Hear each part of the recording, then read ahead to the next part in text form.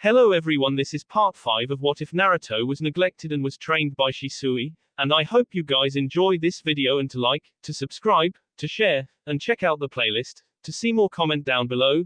Now let's start the intro. They call me a god. They call me a god. They call me a god. Join my membership, the perks are great. It's in the description. Where am I? Naruto muttered as he felt his eyes flutter open. He was met with a pitch-black room, darkness as far as the eye can see. The sound of running water echoed into the never-ending abyss as he felt how damp his back felt as he laid on his back, submerged several inches in water. Using his arms he picked himself up until he was in a sitting position, letting his eyes adjust to the darkness around him. Looking around proved quite difficult with the absence of light, not understanding exactly what was going on. Oddly enough, Naruto felt a strong sense of comfort as he sat on the floor. The water was warm as it guided over his body, soothing any negative thoughts he may have. It was almost a familiar feeling, like he had been here before. While he still didn't know where exactly he was, he found that he didn't really mind. Naruto decided to get to his feet, letting the water splash. He wobbled slightly as he stood up, his body felt heavier than usual. He let his eyes wander as he started walking forward, letting the cold air push his body forward. The further he walked in, he started to hear a faint dripping of water droplets, falling in tune with his own footsteps. There were no walls, no ceilings the more he walked in. The familiar feeling returned to Naruto as a large gust of wind suddenly picked up, making Naruto bring his hands up to cover his face from the pressure. His shirt started to flutter from the unexpected gust, letting the wind caress his exposed flesh. The gust continued on as Naruto forced his body to react, forcing a step towards the oncoming assault. Naruto squinted his eyes, taking another step, one after another until he felt his knees begin to buckle. Naruto panted as he fell to his knees, trying his best to not get blown backwards. Then without warning the gust suddenly vanished, leaving no trace of its existence. Naruto blinked in surprise as he felt the assault on his body stop. Lowering his arms so he could see in ahead of his, noticing several small lanterns dangling by rope, swaying back and forth, trying their best to dimly light the dark abyss. Focusing his vision, he was able to faintly make out what seemed to be a large gate, metal bars going up as far as the eye could see. The bars were several inches apart, just wide enough to let a human body walk through easily. Then it happened. A loud roar echoed in the chasm, making Naruto cover his face again under pressure, wincing in surprise as the roar reached his eyes. It was loud enough to start pushing the water at his feet back, making the blonde slide with it. Peeking through his fingers, Naruto felt his eyes widen in shock. A sudden feeling of fear pumped through his veins as his eyes made contact with what was kept hidden behind the gate. The beast towered over Naruto, looking down at the blonde with its lone pupil. Its large yellow eye gleamed as its roar died down, the beast's jaw closed, taking up the majority of its face. The horns on his forehead matching the ones on his jaw. The turtle-like body moved forward, allowing the light from the lanterns to shine off the gray shell. But Naruto wasn't looking at the shell or the eye, it was the three large swinging tails behind the beast. Each tail acted on its own, smashing the ground, sending a large shockwave through the room. Naruto yelled in fear as he fell to the ground, not believing what he was seeing. He tried to speak, form anything close to words, but each syllable ended up dying in his throat. "It's good to finally meet you, Naruto." Naruto gulped at the beast in front of him, spoke his name. The voice wasn't as deep as he was expecting. It sounded more feminine as his human-like arms crossed over one another before resting its large head on them. After some time, Naruto finally managed to squeak out, Why you're the SS Sanbi." The Sanbi huffed, letting out a small cloud of smoke before nodding. One of the tails encircled his shell, resting over its right eye. It said nothing as Naruto found the courage to stand again, staying a good distance away from the demon. What are you doing here? And where even am I?" he asked, trying his best to not stutter as the Sanbi let out a small chuckle, freaking Naruto out even more. "This is your mindscape. As for what I am doing here, I'm afraid I cannot answer that question," the Sanbi said, making Naruto raise an eyebrow in confusion. Taking a hesitant step backwards, "I inside my mind. Does that mean you are?" The Sanbi watched as the blonde's eyes went wide in shock. raising his hands up to grip his locks of hair. His body began to shake and he found it harder and harder to control his breathing. "TT then a sealed in me," he whispered. The shock was becoming too much for the boy. He was close to fainting at any moment. He had recalled overhearing several conversations at home about Narumi and Natsu being able to communicate to the beast sealed inside them. They often referred to talking to the QB in their mindscape, where they could meet and talk to the demon. The Sanbi looked at Naruto, raising its remaining two tails and sinking them into the water next to him. The water underneath him gained a nice bluish hue. Pushing his tails further, the water around Naruto started to glow, shining up into the blonded face. The water slowly started to make its way around Naruto. Naruto turned his attention to the glowing liquid as it wrapped around the blonde in a thin layer. Almost feeling like a blanket as he felt the anxiety and shock slowly fade from his system. His throat no longer felt empty and he found it much easier to breathe. Looking back up to the expressionless demon in front of him, the Sanbi didn't move, only removing his tails from the water. Naruto's eyes watched the tails return to their swinging position as the fear completely faded from his system. The water around him then fell apart, soaking through Naruto's clothes, but he didn't seem to notice. "What did you do?" he asked, noticing his voice didn't waver like it had done before. "I merely used a jutsu to calm you down. I call it soothing water," the beast said. Naruto just blinked in response. He did feel calm, calmer than he had ever felt in his life.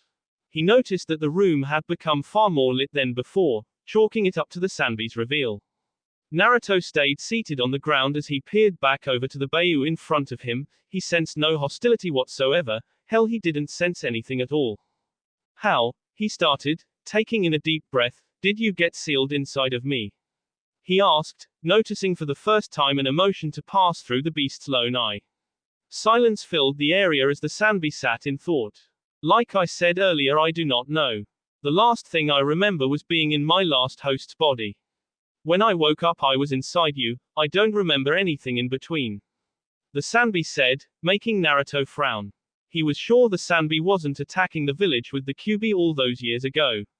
He would have heard about it from the academy or his parents, especially if they were the ones to seal it into him. "I would say it's been about 4 years since I've been sealed inside you." 4 years, Naruto yelled in shock, jumping to his feet as he stared at the Bayou with wide eyes.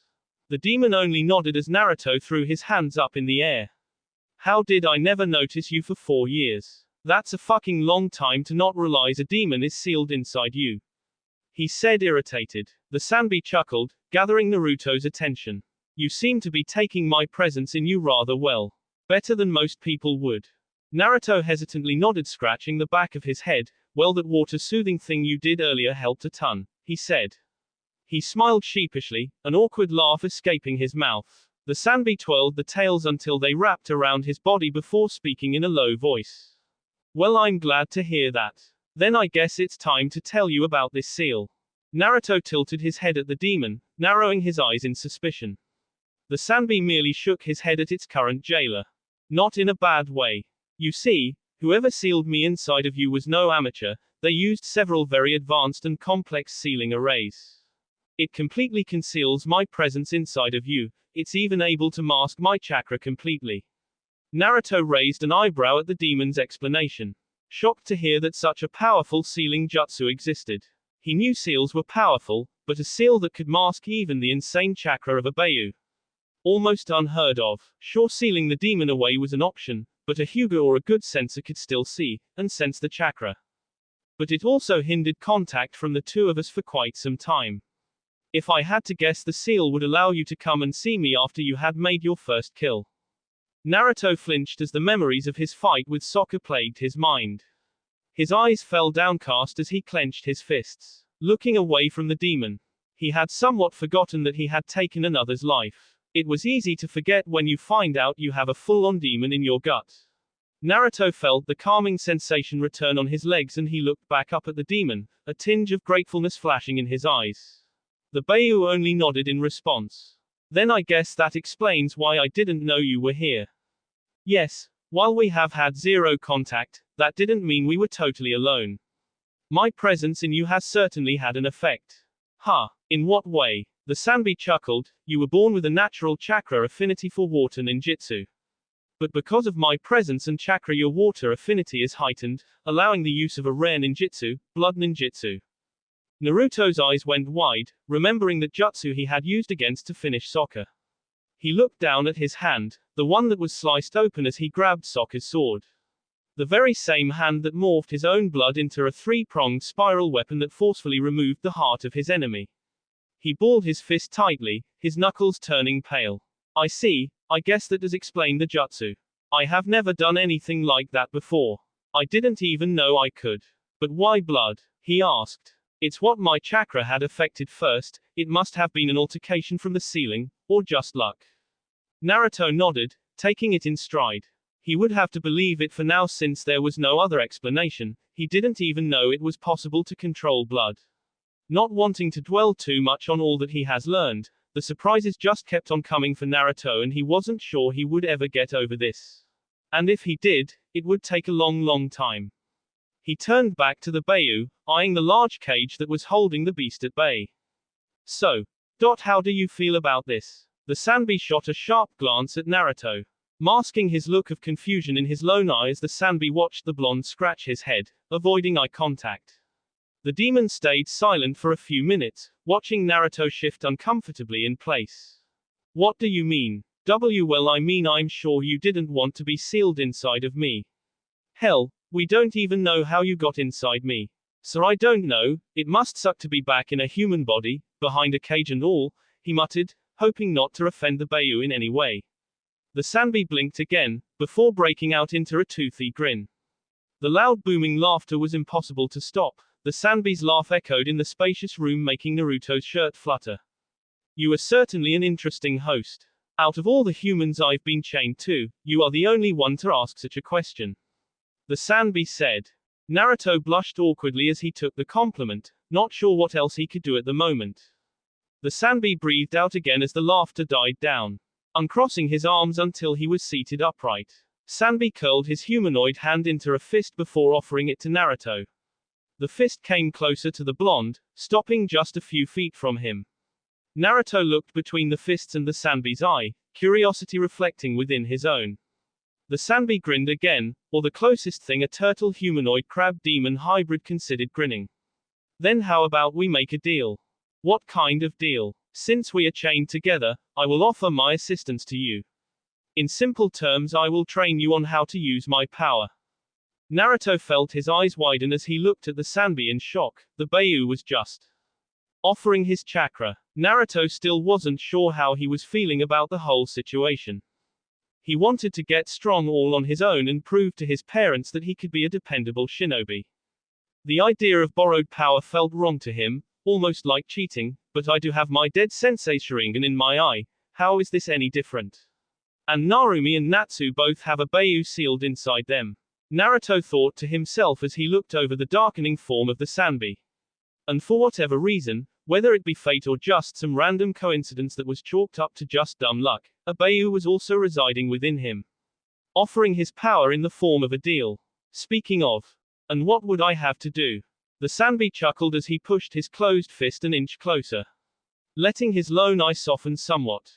I want to live in peace, lead a comfortable life. My last host was, not your typical shinobi. It was a living hell to be chained to him. But you have a kind heart, even if it is shrouded with curtains of darkness from your past. You have never wavered in your resolve, and have only pushed forward. I've scanned through your memories since I've been chained in here, and I believe, no. I am certain that within you I can finally obtain the peace I have been looking for. Naruto stood rooted to place. He stared forward utterly dumbstruck as the demon's words as they loudly echoed in his head. A world where they could live in peace, where a demon could finally be free. Away from the wrongings all those who have instilled rage and hatred into our everyday lives. Being used as a bargaining chip, for political power, and to become a weapon. He tightly clenched his fists at his sides, watching his reflection waver in the calming crystal clear water beneath his feet. He sucked in a breath as he looked into the reflection of his Sharingan. The slow currents in the water made it hard to focus as the three tomo had started to spin rapidly, taking on a whole new shape entirely. That is a lot of pressure to put onto me, Sanbi-sama. Isabu, you may call me Isabu. Mount Myoboku, where legends have gone to try and learn and master the secret techniques of senjutsu. A very complex technique that requires an intense amount of focus to be able to pull in energy and chakra from the very world around you. We call this special type of chakra nature energy. It not only makes you significantly faster and stronger, it also boosts your ninjutsu and taijutsu to the highest caliber while increasing your chakra reserves. While many have trained to master senjutsu, there have only been 2 recorded uses in the elemental nations to have ever learned the technique. One was the Shodai Hokage, Hashirama Senju, a master in his own right. The second being Jiraiya of the Sannin, and even he couldn't even fully master the art. Okay, it's been long enough. Natsu, get out of the waterfall. A deep voice said, leaning on a large stone statue as he picked his ear with one of his fingers before flicking it away, adjusting his eyes to the large waterfall hanging just above his head. Around him were several large trees with flowers blooming all around. In the center was a small pond where the waterfall was dumping its excess.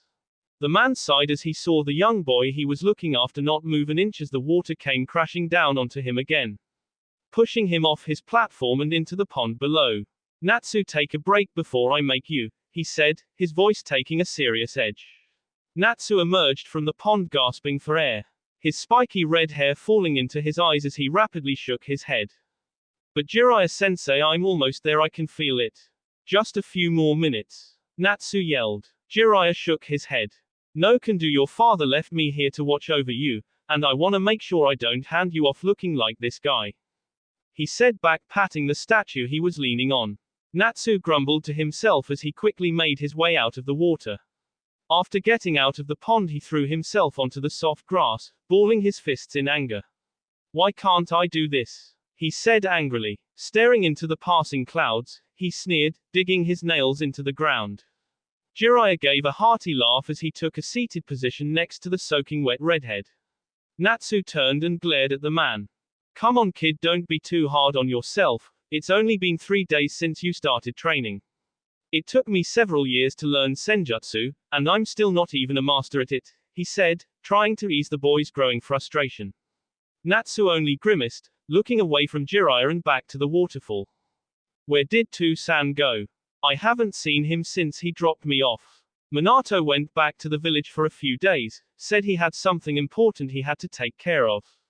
Natsu frowned, finding himself balling his fists in irritation once more. He fought back a sneer, having to bite the inside of his cheek to restrain himself. What could be more important than my senjutsu training right now? On the bright side, I heard your brother Naruto is progressing rather well, from what I've heard from their sensei anyway, he said with a chuckle. Natsu scowled as hell, sat upright, shaking his head as he stared at his reflection in the water. The ripples morphed over his face, letting his tongue glide across his sharpened enlarged canines, standing up with his back to Jiraiya. Whatever, it's not like that Barker can catch up to us anyway. So what's the point? Jiraiya frowned as Natsu spoke, crossing his arms over his chest. Now Natsu, just cause Naruto is a slow learner doesn't mean he won't be strong. It'll just take him a little longer than the rest of us. A little longer, Natsu said, turning his head slightly to meet his sensei's deep black eyes. His voice took a sharper edge as his own purple orbs narrowed.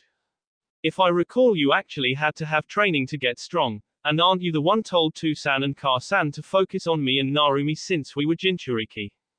He finished, letting his eyes linger a moment longer on Jiraiya. The Sannin grimly nodded his head at the boy's words. He did tell the 2 new parents that focusing on mastering the Kyuubi's chakra was far more important than anything else, no matter the cost. He didn't know how far Minato and Kushina would take his words, but he didn't see the need to interject.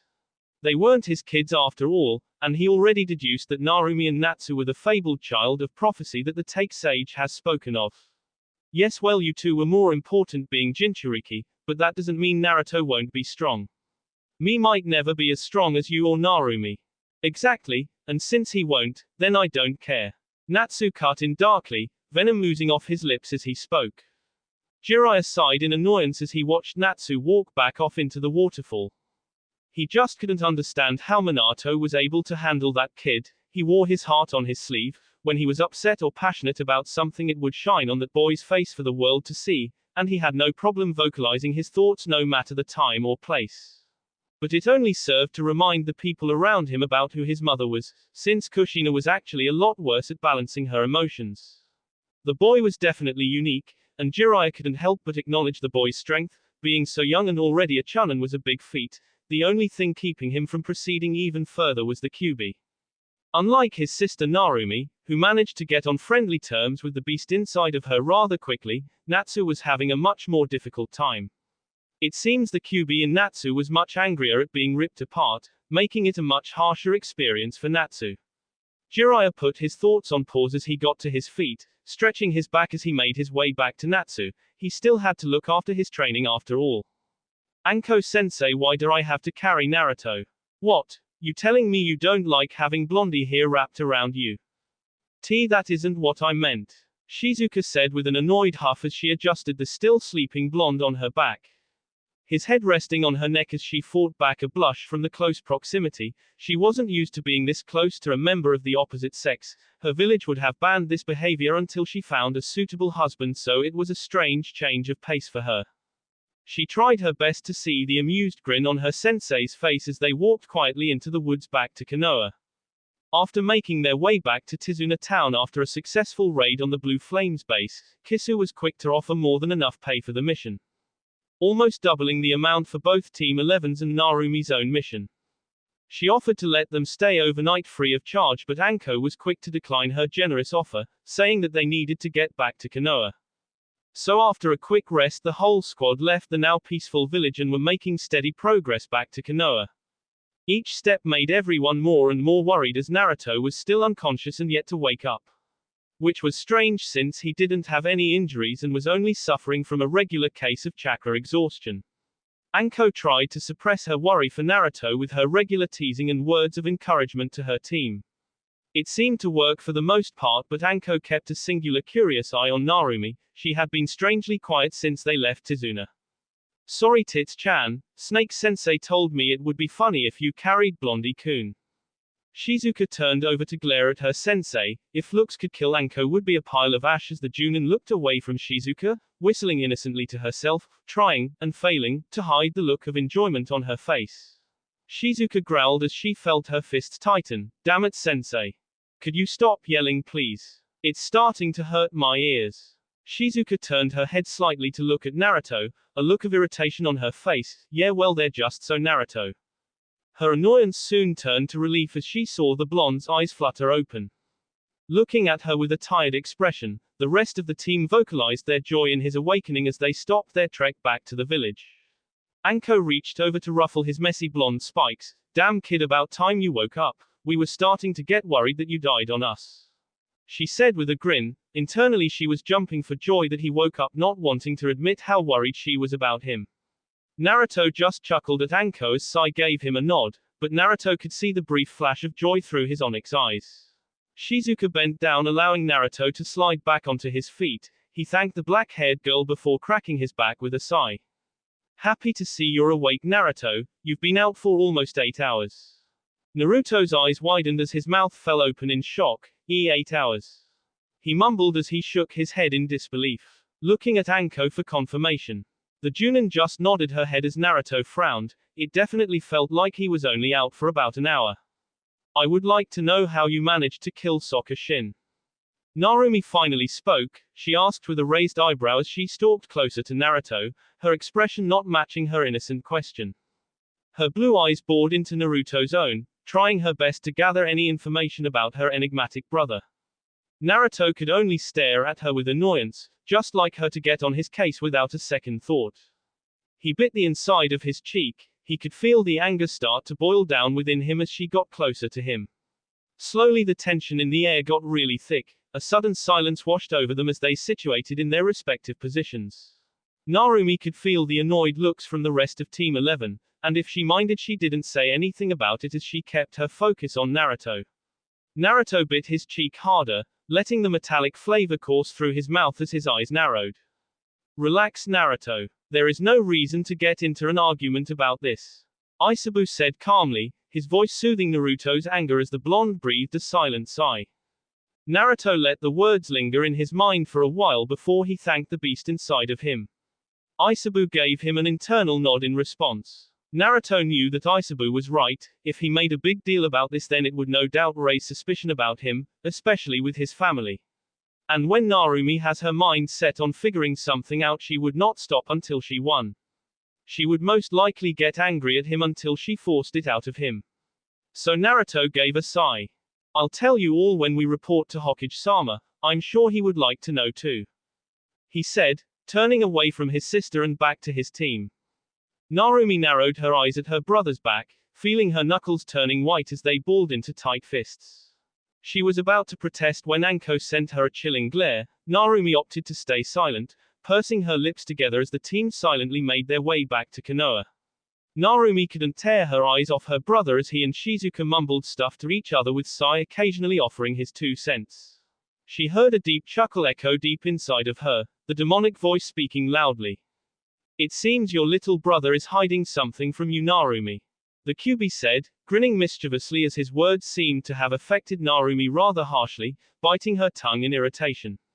She internally nodded in agreement with the fox. It appears so, and I intend to figure out what it is, she responded to the fox.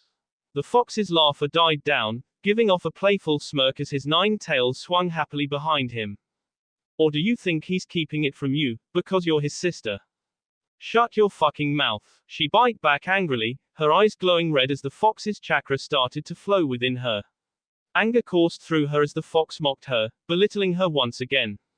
Each step she took slowly broke apart the ground under her, lowering her head, allowing the shadow of the night to obscure her vision even more. I swear I will find out what you're keeping from me, Naruto ni. Minato Namikaze frowned to himself as he sat alone in his office. Papers were scattered everywhere on his desk as he ran a hand through his blonde hair. It's been 4 days since he had dropped his son Natsu off at Mount Myoboku, and once he returned things were starting to look grim. Damn, why are the Akatsuki starting to make their move? Of all times, Jiraiya-sensei said it would take them 3 more years. He thought to himself as he clamped his hands together, thinking about the terrorist group who calls themselves the Akatsuki. A group of notorious missing nin from all the major shinobi villages, grouping together under one unnamed leader. While the goal has remained unknown for the past few years, Jiraiya with his spy network had confirmed that the primary target was the capture of the Jinchuriki in order to extract their Beiyu forcefully from their bodies. Their methods in doing so still were a mystery to the world, and what the goal was after obtaining all 9 Beiyu. A bunch of scenarios had gone through his head on ways to stop the criminal organization, and each answer ended with strengthening up his children, in order to control the Kyuubi's chakra in order to fend themselves against the S-class group. Minato sighed as he sat straighter in his seat, looking at the mess of papers in front of him again. His eyes blinking in thought as he leaned forward, resting his arm on his desk. With his free hand he pushed some of the papers away and picked up one that had caught his eye. One that had drawn him in since he first received it.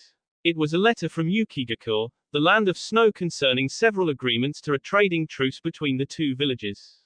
The thing that had struck Minato as odd was that the village itself was still rather small and separated. It had one major town that held most of the population and several smaller towns all stagnant around the snow-covered land. He hummed in thought as he thought back to his visit to Yukigakure just a few months ago, how separated the major town was from the rest. He was broken out of his thoughts as his secretary walked through the door. Hokage-sama, Narumi-sama and Team 11 have both returned from their missions.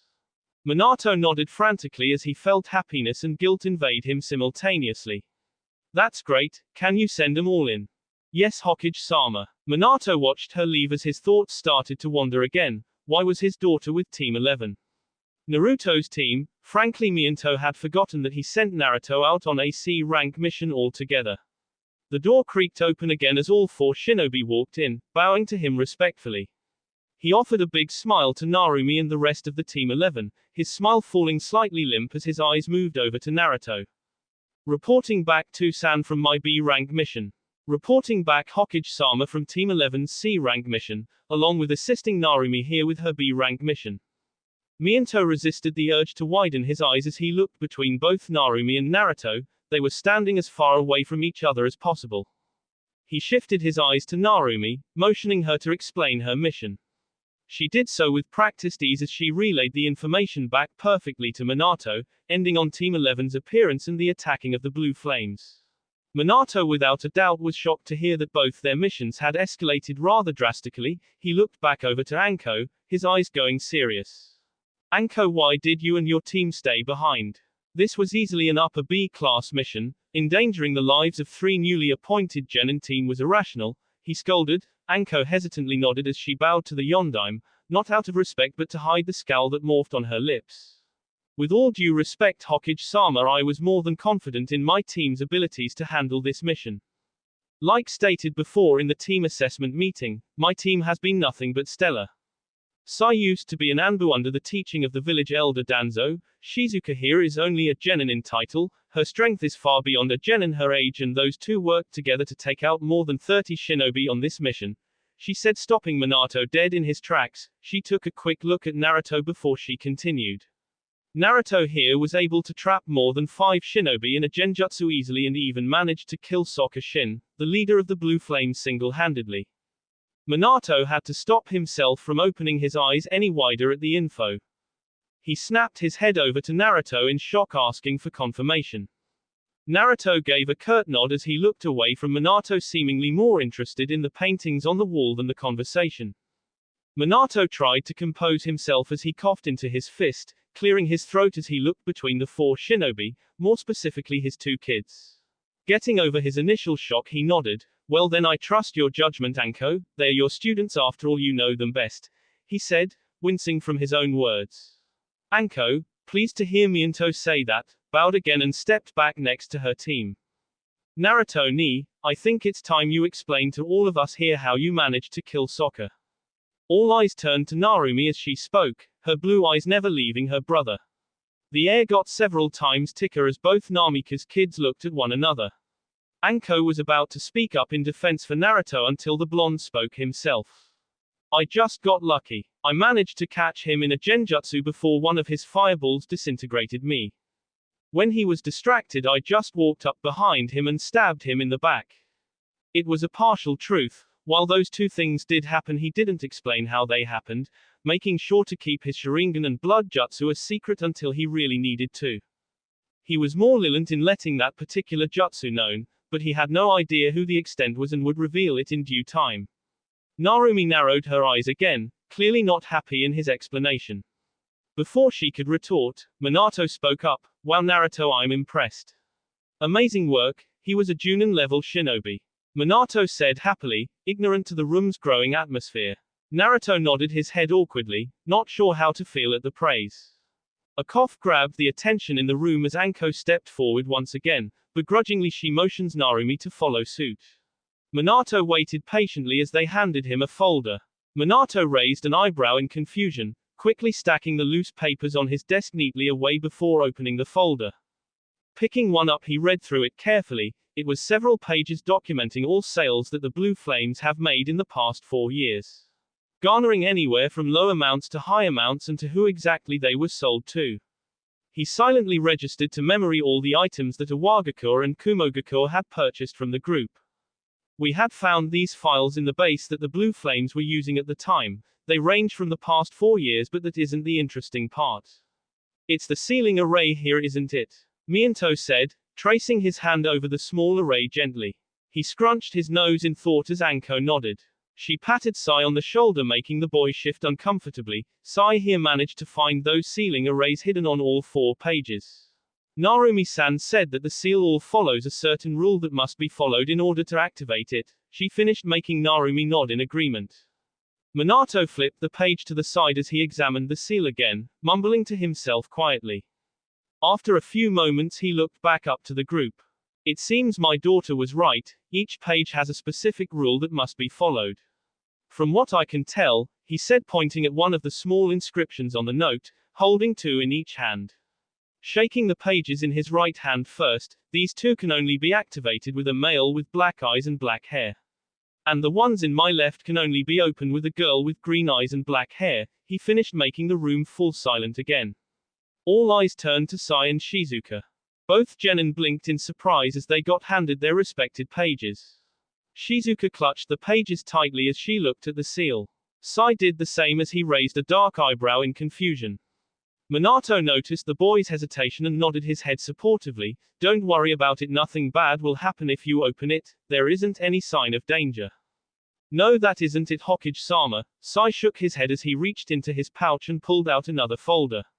We also wanted to show you this, a note we found after infiltrating their base. Minato grabbed the note from the boy's hand and read through it carefully, his eyes narrowing in suspicion the more times he took to read it. He glanced upwards, noticing the unnerved faces of the shinobi in front of him. He asked what this was as he turned the note around, looking for anything out of the ordinary. Anko spoke this time. It seems to be a fortune that was given to one of the group members, and it has scarily accurate predictions. Anko said, walking over to Minato as he placed the note on his desk and read aloud. A battle of blue and red commences. Scorching earth with a magnificent blue hue. Where a soundless room will stand, awaiting visitors and secret information. Once the hue has been smothered, a boy is his killer, allowing for an outstanding debut. To meet on the next full moon, in a land made of frozen colorless white. I take it the battle they are referring to is about Naruto and Sokka. Minato said. Sai spoke this time, that's the assumption we came up with as well, and as Anko-sensei previously mentioned, the cabin we were in apparently had a soundproof seal placed inside of it somewhere, making it impossible to hear anything outside, or inside. I had no idea you guys found something like this, why didn't you tell me? Naruto said, reading the note over as he stepped closer to Anko. The purple-haired Junin grinned as she slapped him over the head. Well, you said we had to wait to hear how you beat Sokka, so I decided to make you wait on this, she said playfully, and Naruto only glared at her, crossing his arms with a huff. But Naruto, we wanted to ask you, we assumed the battle between blue and red was you and Sokka, but we couldn't identify what the red could mean for Sokka. Did anything stand out to you? Shizuka said, and Naruto felt his body tense up. Shit, could the red actually be referring to my Sharingan? It could even mean that blood jutsu I had used against him, he thought frantically as all eyes turned to him, all expecting an answer. Ignoring Narumi's suspicious glance over to him, he racked his brain trying to see anything he could pin onto Sokka. Putting more distance between him and his team, he scratched the back of his head. His head started to rumble as his new tenant began speaking to him, telling Naruto to repeat after him. Well, you see, Sokka never used his blue fire against me, said I wasn't worth it. Naruto lied, thanking the Bayou once again, and the group merely nodded at his explanation. He was the only one who fought him after all, so they would have to take his word. To meet on the next full moon, in a land made of frozen colorless white. Minato said, rubbing his chin in thought. His eyes glanced to his stack of paperwork and widened his eyes. Snapping his fingers, a land of colorless white, that would have to be Yukiko, he said, making the group look at him in realization. I see. Then if we want to get to the bottom of this, we would have to travel to Yukigakure in time for the next full moon. Sai said, and Minato nodded. He was certain that the meeting place in question had to be Yukigakure. Strangely, the village has been on his mind for the past few days. While it puzzled him why he kept going back to the letter he had received, he didn't feel it was important. Until now. He placed the fortune down and asked Sai and Shizuka to channel their chakra into their respective pages he handed them earlier. Both genin did so without hesitation. After a moment of concentration, 4 quiet puffs were heard, and gone were the sales logs. Now Sai and Shizuka both held 2 folded post-it notes. The group held their breath as the 2 genin opened the notes slowly. Sai was the first one to speak, raising an eyebrow in confusion. This says there will be a meeting taking place in Wave Country, regarding a man named Gato who's trying to overthrow that whole country. Mine says in Yukigakure there has been a surprising case of people disappearing in a town called Roka. Specifically young kids. Anko stepped forward and straightened herself as she watched her 2 genin read off the notes. She focused her deep brown eyes on the notes specifically in order to take a closer look. She felt Naruto and Narumi shift a little closer to her to get a better advantage point. While she was very skeptical about the legitimacy of this so-called fortune they had found, she couldn't help but feel slightly unnerved by its accuracy. Especially since the only 2 people who could have opened the pages needed very specific rules they had to follow, and what are the odds that their team had both of the requirements? It didn't seem like a big coincidence anymore to the purple-haired Junin, it seemed real. She looked back up to the Yondaime, they shared a nod as they communicated silently. Minato stood up from his desk gathering the attention back onto him. Picking up the evidence they have acquired he started to speak. I will take these and see if I can find anything else that could be useful. I will also try and find out when the next full moon will be. With a lead like this we can't just ignore this, he said gathering smirks from the group. With a smirk of his own he continued, I will call each of you back in here once I find out when the full moon would be, for now you are all dismissed.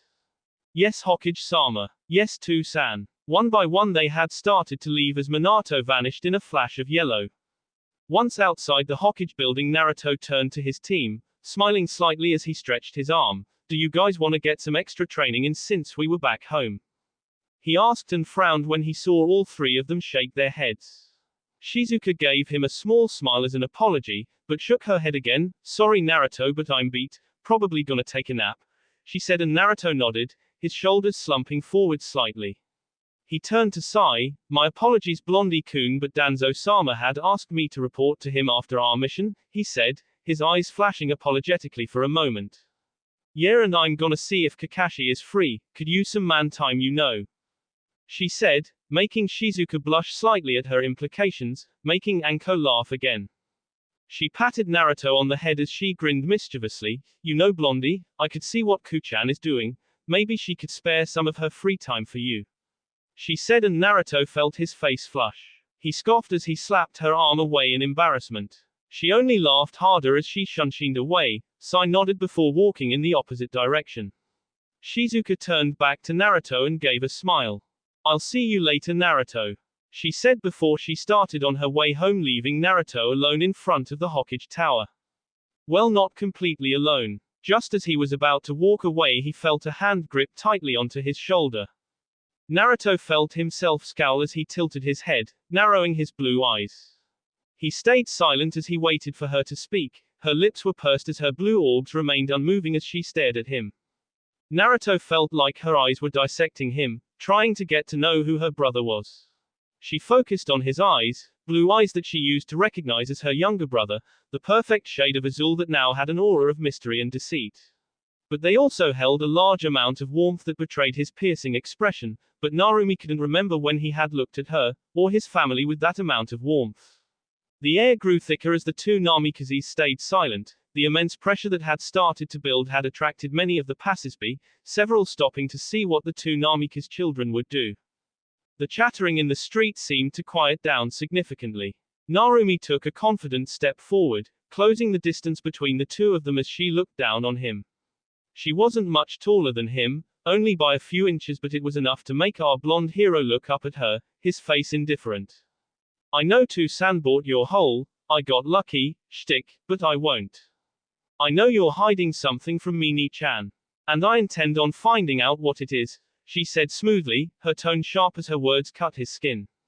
Narumi tightened her grip on his shoulder. She just couldn't believe that her brother had managed to kill a Junin-level shinobi all alone. He barely had any training to begin with. She believed Naruto had to be hiding something, a power or jutsu that made him stronger. She couldn't chalk it up to just getting lucky.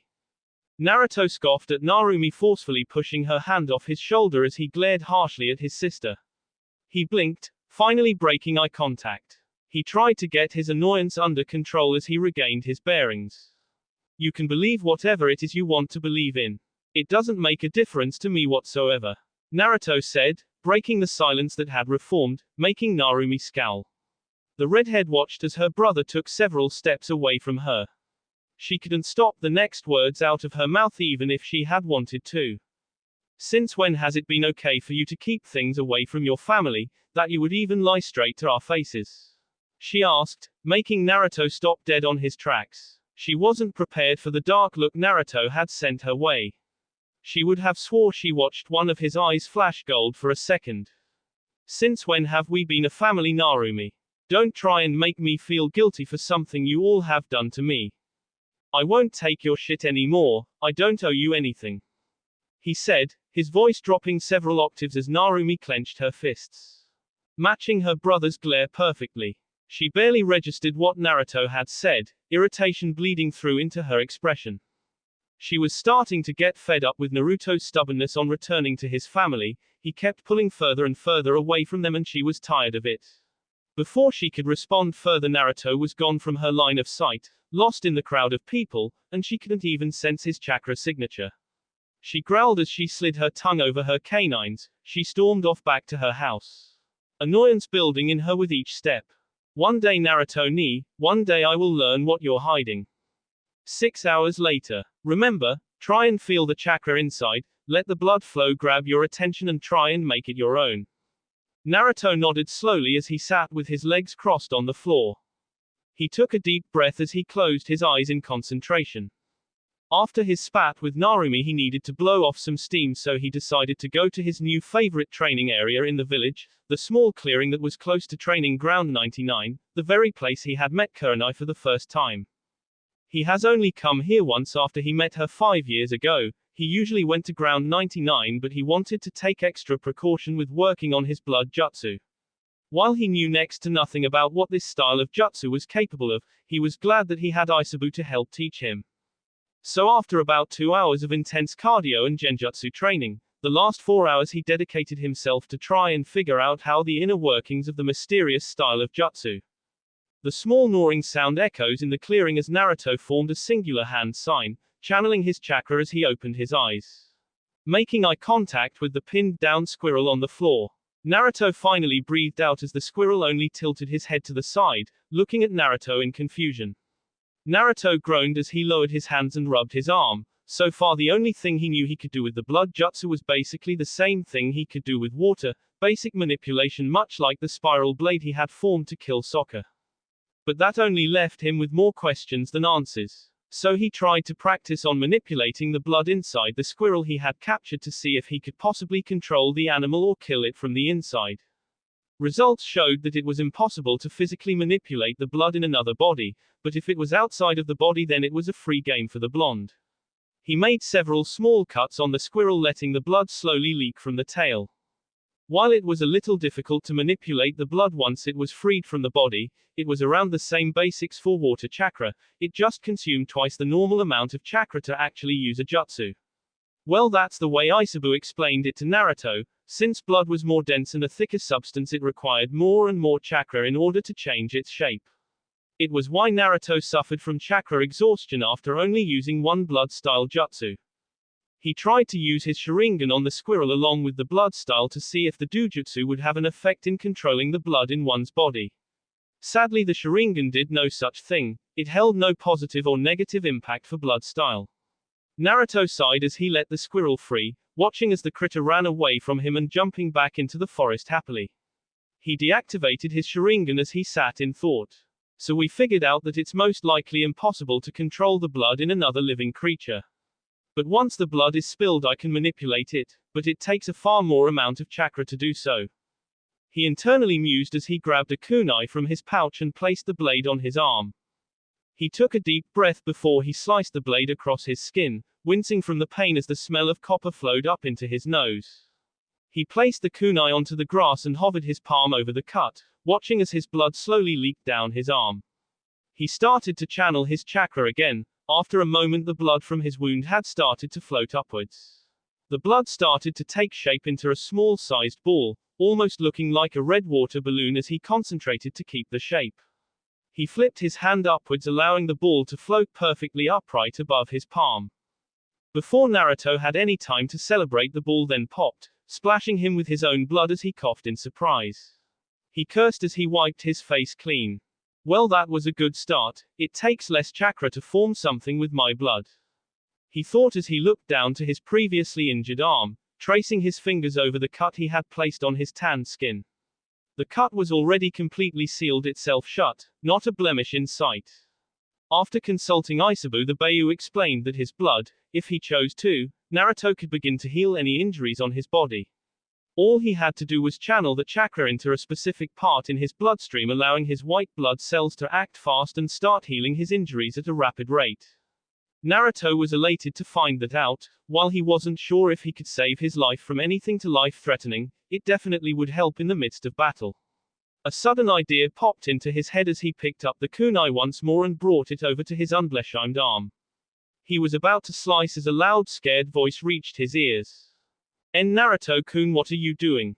Kurenai Yuhi had to resist the urge to sigh as she walked side by side with her date for the evening, Asuma Sarutobi. Yesterday evening he had asked her to dinner as a way of catching up after weeks of team training. She was certainly surprised when he had asked her out. She had thought he had no interest in her since he has been so standoffish for the past couple of weeks. But that wasn't why she had to fight back a sigh. In fact, they actually had a pleasant dinner date. He would ask her about her genjutsu and how she was improving, how her team was doing, and they would swap stories from the past. All in all, it was a great time and Asuma acted like a complete gentleman.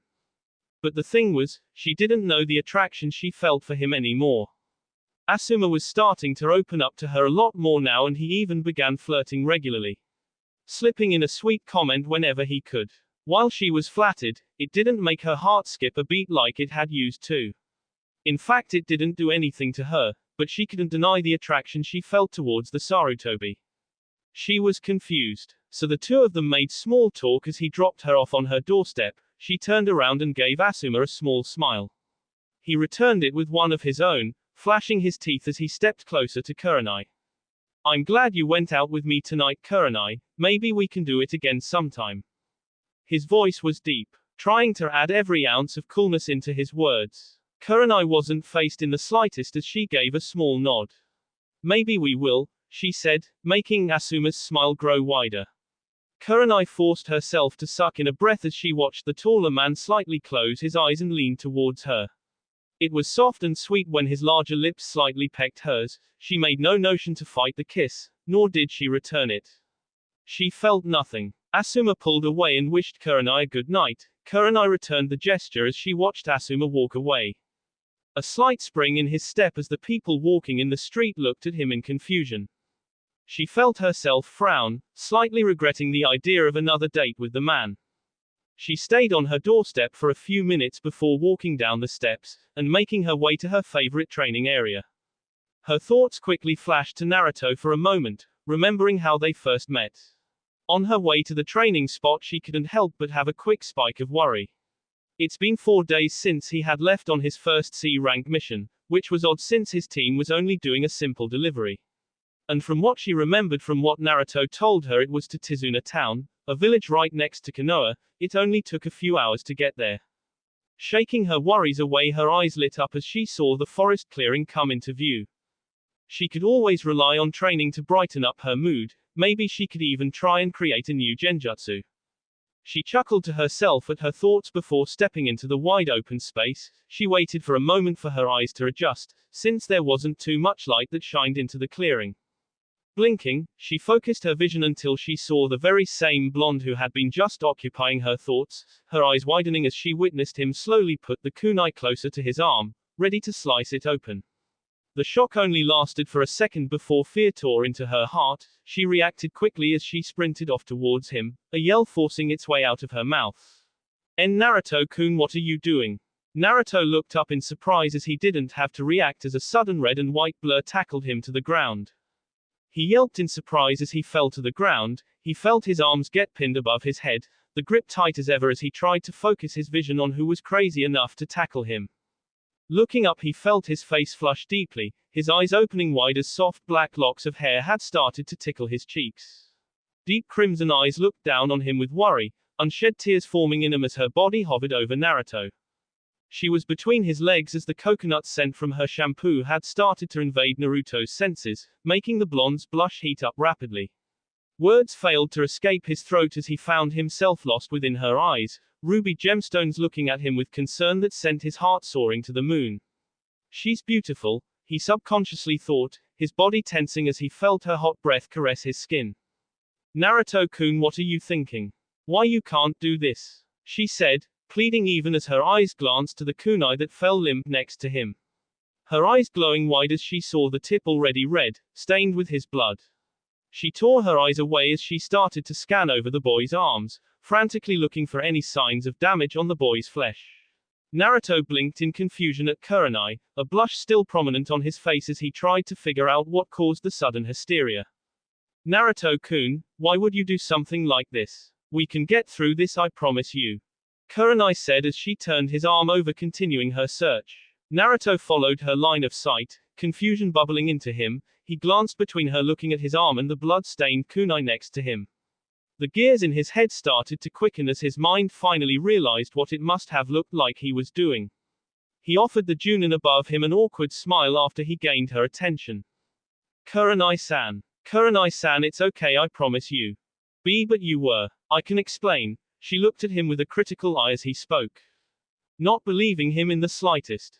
He saw the woman's hesitation leak into her expression and he nodded. I promise I will explain. But you would have to get off of me to do so.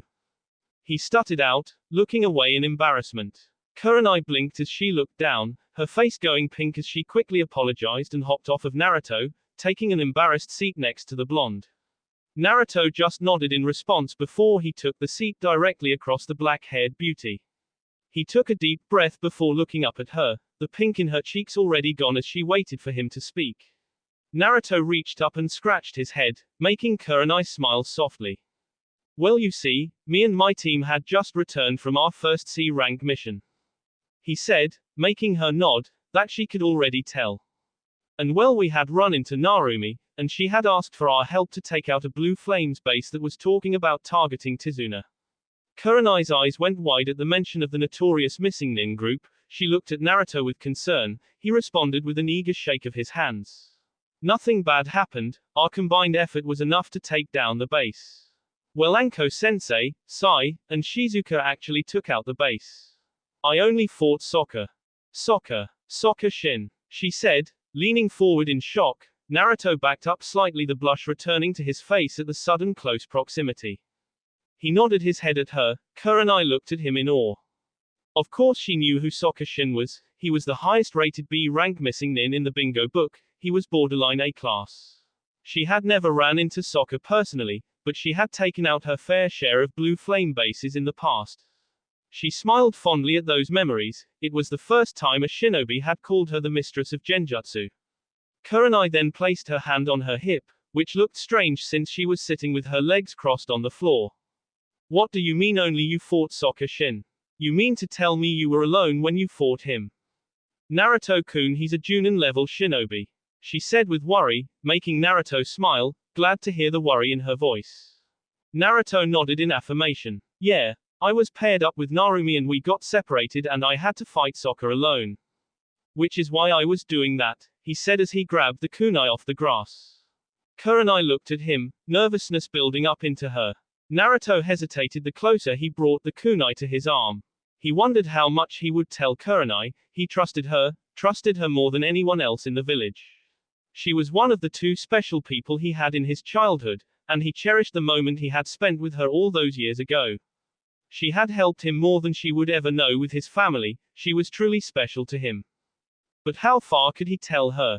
Could he tell her how he caught Sokka in the genjutsu with his Sharingan, all the while the Sanbi happened to be sealed in his gut this whole time as he finished Sokka off with a blood jutsu? He had already planned on telling Kurenai about this blood jutsu, frankly, since he didn't have much of a choice anymore. But the guilt of hiding more from her hurt more than any stab wound. And he had this itching feeling, itching to tell someone. If you truly trust Kurenai, if you truly trust this woman with your life and she is indeed such a precious person to you, then I think it is wise. Isabu's words echoed in his mind as he stopped the kunai a mere inch from his skin. Naruto faltered slightly, pausing his inner musings to ponder what the beast had said. Naruto slowly looked back up to Kurenai. The woman sucked in a breath as she noticed the blonde's eyes take a serious expression. One she had never seen before. Kurenai-san, you have been one of the closest people in my life, ever since we met years ago, he started, making the woman smile. But I've been hiding a lot, from you, and really everyone. These are secrets that I have never intended to tell anyone until I was forced to, he said, looking away from Kurenai, his serious expression cracking as his grip tightened around his kunai. Kurenai watched in silence as she slowly scooted closer to Naruto, taking his free hand into hers. If you don't want to tell me, then you don't have to, Naruto-kun. I will understand, so you don't have to worry. But if you choose to, then I will support you, but I don't want you to feel pressured into doing so. She said softly, gliding her thumb across his knuckles slowly.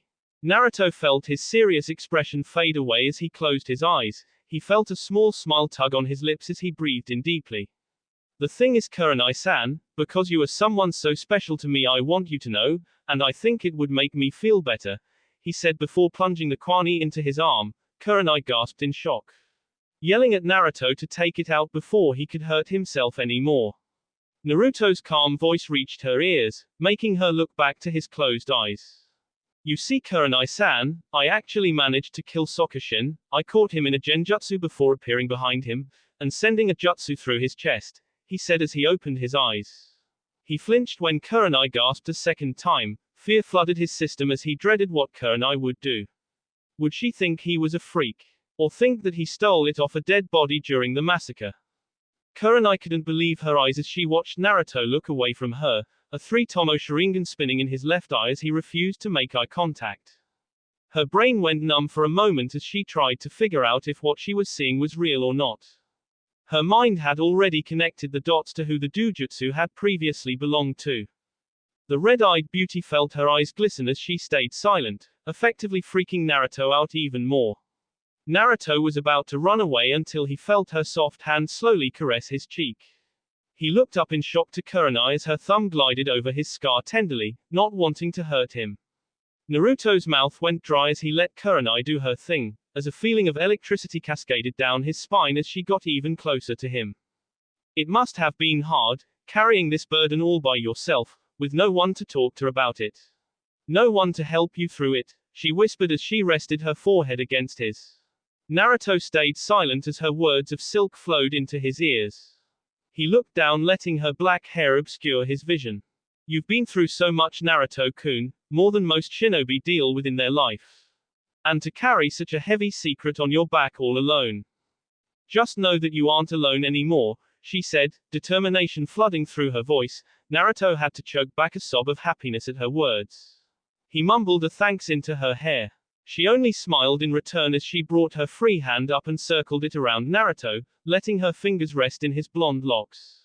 They stayed like that for a few minutes longer before Kurenai turned her head to still see the kunai embedded into Naruto's arm. Naruto-kun, now that you told me about your little gift, can you please tell me why you stabbed yourself with a kunai? She asked as she, reluctantly, let go of Naruto. The blonde pouted as the warmth from her body vanished as he looked at the kunai in his arm. Fuck, I forgot about this, he thought. Naruto nodded before he pulled the kwani out, letting the blood leak out from his wound. Kurenai was about to work on patching the wound up when Naruto had stopped her. This is how I managed to kill Sokka. After I got him into a genjutsu, I got behind him and sent a jutsu blade through his chest, he said as he waved his free hand over his wound, forming the familiar hand sign. Kurenai watched in astonishment as the blood from his cut had started to float upwards, taking a shape of a small ball. The ball wavered in shape slightly before popping once again. This time Naruto was able to make it so the blood exploded onto the floor and not his face. Was that a blood jutsu? She asked, completely baffled. She had no idea that kind of jutsu even existed. She had never heard of it before. Naruto then explained how he was doing an experiment when she had barged in and tackled him to the ground, telling her that he was seeing that because of his jutsu he was able to heal wounds on his body. And much to Kurenai's amazement, she watched as the wound was almost already completely healed. It had looked like his blood had taken the form of several small wires and had stitched it back up perfectly. Kurenai glanced back over to Naruto, his Sharingan eye still activated as he smiled awkwardly. She brought her hands up and started to message her temple. This has been a lot of info for me today, she said, making Naruto frown. I know, I'm sorry I didn't. Don't apologize, just cause it may have overloaded my brain doesn't mean I'm not happy you told me. She said with a giggle, putting Naruto at ease. Looking into his Sharingan eye, an eye she knew held so much weight for Naruto. Coupled with the new jutsu style she had never seen before, one that seemed incredibly powerful. Kurenai was flattered to know that he trusts her so much. Ever since Shisui had died, she always wished she could have dedicated more time to him when he was younger. But this has been the only year since she had become a Junin that she actually had more free time. Junin senseis really had a lot of leeway. And she couldn't help but be proud at how much Naruto has improved. His teachings with Shisui and Anko must have really paid off, and paired with his new doujutsu and blood jutsu. She shivered at that thought, wondering just how strong the boy in front of her would become.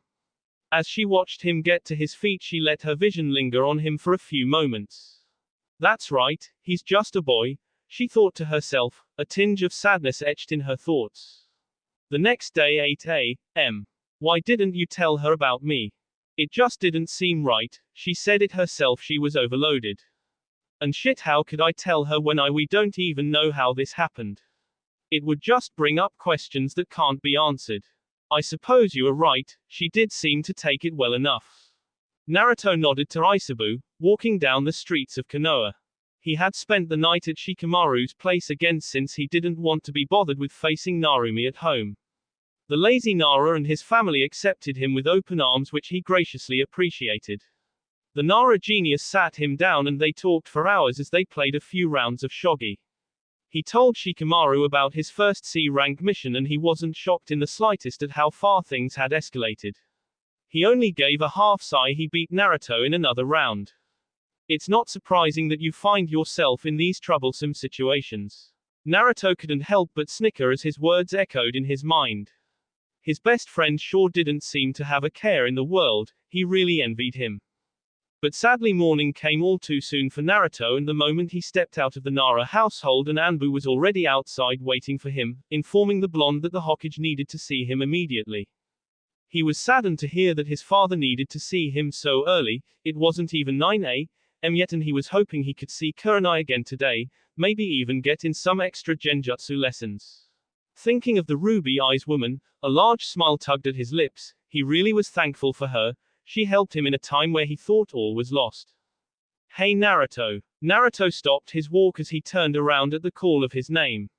Looking back, he saw Shizuka run up next to him. Naruto found himself curious as to why his teammate had such an excited look on her face.